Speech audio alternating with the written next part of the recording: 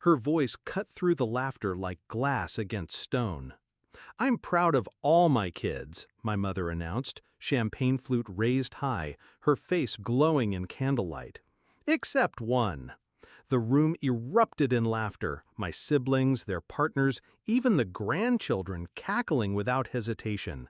I smiled, calm, quiet. My heart didn't pound. It never did anymore. I simply reached into my pocket, drew out a small white envelope, and let it slip into her glass. The laughter choked.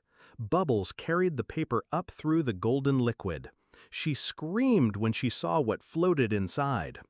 I wasn't always this composed. There was a time when her words broke me. As a child, I worshipped her.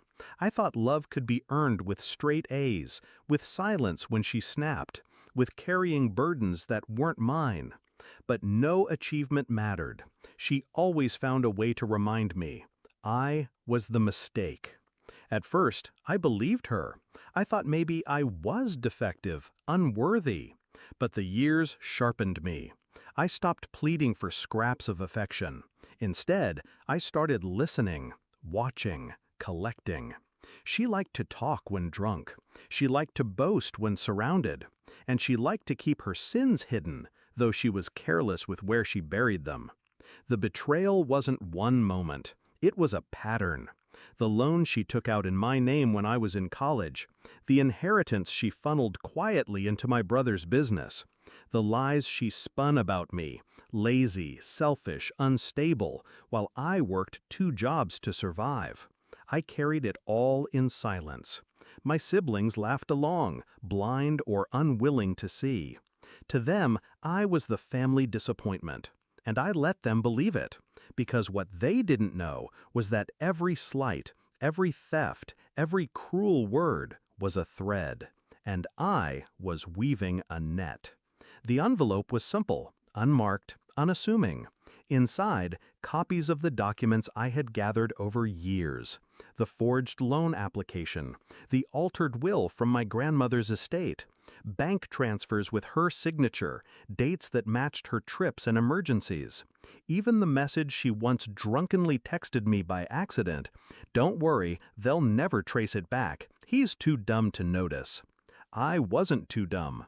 I just knew patience was sharper than rage.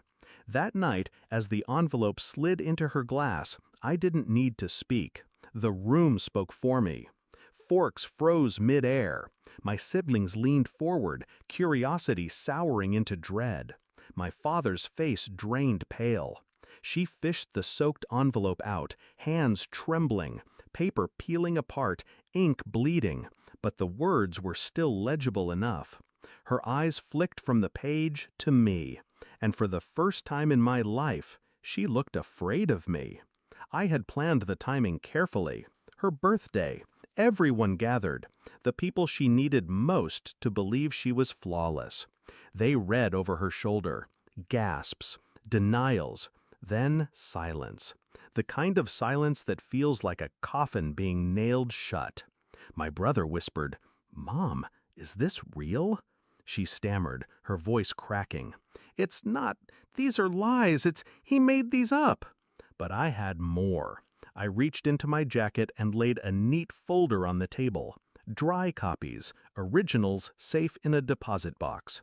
Her signature sat on every page like a scar. She collapsed into her chair, muttering excuses no one believed. Did I enjoy it? The question lingered in my mind even as the scene unfolded, even as my siblings recoiled from her touch, even as my father refused to meet her eyes. Enjoyment wasn't the word. It was release. Years of swallowing humiliation finally exhaled. Justice, not joy. She left her own party in tears, makeup streaked, hair wild. The house fell into a stunned quiet when she was gone. No one laughed anymore, and I sat there, sipping my untouched champagne, watching the flames of the candles dance on the cake she'd never cut. The fallout came quickly. My siblings confronted her. My father moved money into his name. Whispers spread through the community, through extended family. Her reputation, something she had always valued more than love, shattered piece by piece. And she knew it was me. She came to my door weeks later, eyes swollen, begging, "Please, fix this. Tell them you lied." I didn't answer right away. I studied her the way she once studied me, searching for weakness. Finally, I leaned against the frame and said, calm as stone, "I didn't lie, Mom. You did.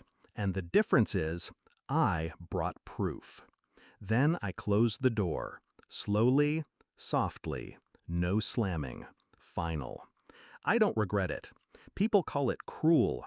They say she's still my mother. Blood is blood. But blood means nothing if it poisons you. She made a choice long before I did, and I made mine with precision. So when I remember the sound of that envelope hitting crystal, the silence that swallowed the room after, I don't smile out of malice. I smile because for once, she couldn't rewrite the story. This time, the story was mime.